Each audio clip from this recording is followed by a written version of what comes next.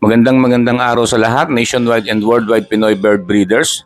This coming February 17, magkakaroon tayo ng isang simpleng katuwaan. Ito po ay isang mini bird exhibit para sa mga kapwa ko Caviteño breeders ng Alps 2 Eye-Ring dito sa Kawit, Cavite. Invite ko kayo to join. Season or beginner breeders man, ay welcome kayo para maipakita nyo ang tikas, balasik at ganda ng inyong mga natatagong pet birds.